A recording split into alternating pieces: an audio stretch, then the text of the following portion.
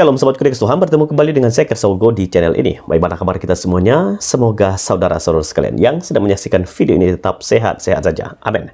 Ya teman-teman, di kesempatan ini saya akan mengajak kita menyaksikan satu cuplikan video dari seorang anggota Dewan asal Papua. Ini adalah anggota Dewan yang sangat luar biasa, sangat lantang suaranya ketika dalam rapat Komisi 7 DPR RI. Dia menyebut nama Yesus berkali-kali dalam sidang tersebut. Dan dia meneriakkan siapa Yesus Kristus itu sesungguhnya. Itulah sebabnya dalam ruang sidang itu orang melongo karena mendengarkan nama Yesus. Nah, kita akan mendengarkan cuplikan videonya. Mari kita dengarkan bersama-sama.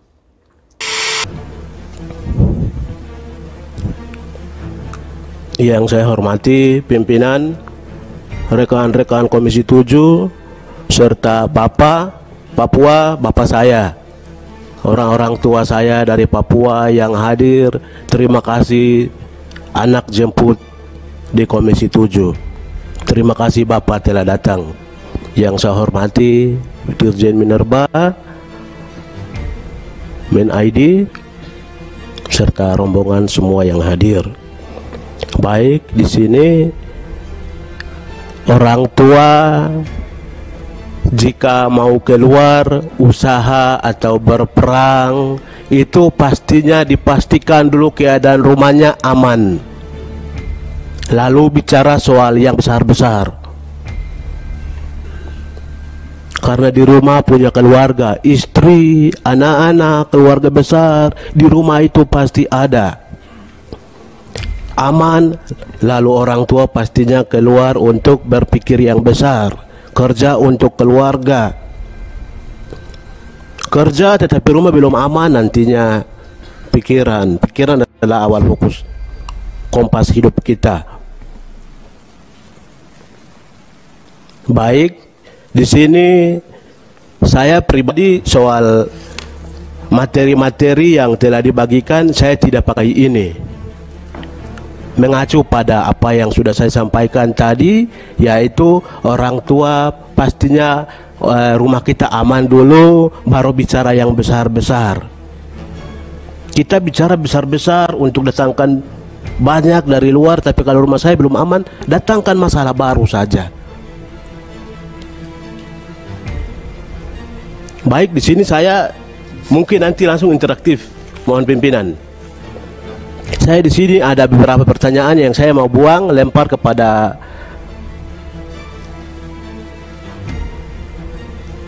Dirjen Minerba serta Min ID dan Bapak dari Papua yang hadir. Di sini ada beberapa pertanyaan, mungkin di luar dari materi yang sedang kita bahaskah, ataukah mungkin di dalamnya, itu nanti sesuaikan saja. Tapi di sini yang saya meminta langsung interaktif. Dan juga kalau bisa, kalau daripada kita tunggu-tunggu, tadi saudara saya dari Papua mungkin punya Ina Elizabeth dan juga Bang Riko, tolong juga nanti langsung. Saya tidak mau tunggu-tunggu, langsung puas, biar pasti. Biar pasti. Tunggu akhirnya nanti kita lupa karena sibuk lain. Langsung pasti interaktif langsung. Bung Elizabeth minta langsung. Yang pertama di sini, mungkin beberapa saat lalu saya sempat berikan buah pertanyaan kepada Min ID untuk soal tambang, di mana-mana itu bicaranya untuk pendapatan dengan hak ulayat yang punya. Soal pemerintah tahunya cuma pajak. Saya minta maaf, mungkin luar daripada undang-undang atau aturan yang dibuat negara, tetapi saya sudah cukup lama menderita. Saya malas. Saya punya barang yang besar-besar, punya yang miliar banyak, tapi saya sendiri nyatanya data Indonesia, data dunia, berulang kali saya sampaikan bahwa Papua adalah yang termiskin. Kok punya Freeport yang tadi sampaikan orang bapak saya yang terbesar di dunia, tapi saya sendiri kok meski miskin yang terbawah sekali di Papua, di Indonesia, dan mungkin dunia. Padahal Papua ini dunia loh, dunia. Mendunia. Pertama mungkin yang saya mau tanyakan, bagaimana permintaan saya lalu, bos? Soal 50% itu saya punya, 51 itu saya punya. Soal kembali kepada yang tadi saya sampaikan, pendapatan daripada yang beroperasi itu dengan yang punya tambang yang berurusan. Sedangkan pemerintah tahunya pajak. Pemerintah tahunya pajak. Itu mungkin sudah disampaikan ke Bapak Presiden atau belum? Nanti mohon langsung disampaikan jawabannya. Untuk 50%, 51% itu saya punya. Jadi kasih saya. Itu yang pertama. Tolong dicatat untuk sebentar dijawab. Yang berikut, limbah. Tolong diperhatikan. Soal limbah ini juga tolong diperhatikan. Saya hidup di atas tanah saya. Saya mau tanah saya subur. Saya tidak mau tanah saya rusak. Di atas tanah yang rusak saya hidup, saya tidak mau. Yang ketiga, jadi mungkin soal limbah tadi, mungkin selama ini perhatian dari kementerian bagaimana, itu mohon penjelasannya. Yang ketiga, soal mogok kerja. Mogok kerja dan mogok kerja yang terjadi sejak 4 tahun lalu sampai sekarang belum juga clear. Tolong juga perhatikan soal ini, soal kemanusiaan ini. Berawal dari tadi awal kata saya sampaikan, rumah saya aman dulu baru kita boleh ya pikir yang lain-lain. Tapi kalau belum aman, bagaimana kita mau pikir yang besar-besar? Saya manusianya aman dulu, di rumah saya aman dulu, baru kita oke boleh pikir yang besar-besar, begitu.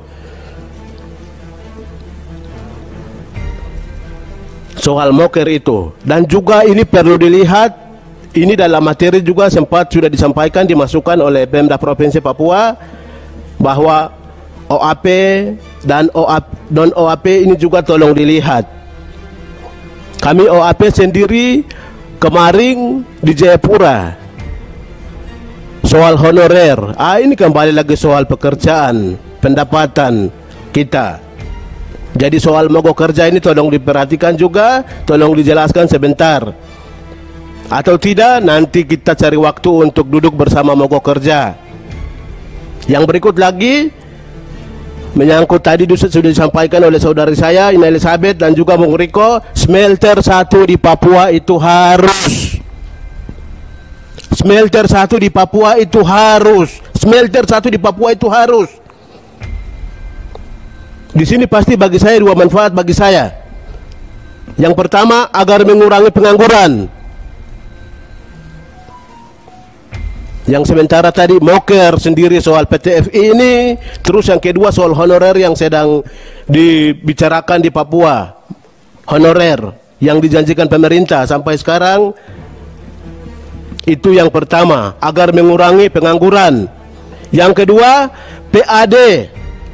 Untuk menambah PAD yang walaupun tidak bermanfaat pada masyarakat, tetapi mohon untuk, jadi dua hal ini yang saya perhatikan dari smelter 1 di Papua, itu dua hal ini, yaitu satu tadi sudah saya sampaikan, mengurangi pengangguran, dan yang kedua PAD agar naik. Dan juga mungkin tambahan dari ini, lanjut. Yang berikut lagi, hak ulayat diperhatikan. Hak ulayat diperhatikan. 30% sudah di provinsi, 3% sudah di provinsi, 7% sudah di kabupaten. Tapi dari kabupaten, mohon juga supaya duduk bersama dengan yang pemilik ulayat, lalu clearkan soal ini, hak ulayat. Terus, itu hal-hal ini yang saya perlu sampaikan. Yang berikut mungkin soal Blok Wabu, mungkin di luar daripada perbincangan kita pada saat ini. Blok Wabu yang sedang direncanakan negara untuk masuk di daerah Intan Jaya, itu mohon sabar dulu, jangan terburu-buru. Kembali kepada yang tadi saya sampaikan, rumah aman dulu, tenang dulu, baru oke boleh masuk. Atau tidak, tergantung permintaan dari hak ulayat atau setempat. Jadi ini yang saya sampaikan, mohon untuk interaktif langsung jawabannya. Terima kasih. Baik, terima kasih, instruksi Pak pimpinan sebelum ke Pemda. Amarkan silakan Pak. Iya baik, di sini tadi dari Dirjen SDM. Untuk Bokwabu, maksudnya tolong dilihat dulu daerah apa aman atau tidak. Jangan sampai kita korban seperti yang sekarang Freeport. Iya. Maksudnya di sini saya bicara soal rasa, Pak. Saya Papua, saya bisa rasa keadaan saya di sana begitu, Pak. Jadi kita jangan dari negara sini semau kita buat, sedangkan yang di bawah rakyat menderita. Kalau kita mau bebas begitu, bunuh saja rakyat. Bunuh saja biar kita bebas dari rakyat. Perlu kita catat, negara ada karena rakyat. Tanpa rakyat, negara tidak bisa ada. Itu menyangkut yang Bokwabu tadi. Lihat dulu negara aman. Nah, itu. Terus kedua yang menyangkut apa yang sedang kita bincangkan. Kita bincang yang besar-besar, tapi saya juga tolong diperhatikan, tolong dipikirkan negara, bagaimana nasib rakyat. Itu juga penting. Kami pikir saja yang perut kita, sedangkan yang di bawah rasakan pusing kita. Tolong sekali-kali lihat pikir saya rakyat. Untuk nasib rakyat bagaimana perlu juga kita bincangkan baik-baik di sini.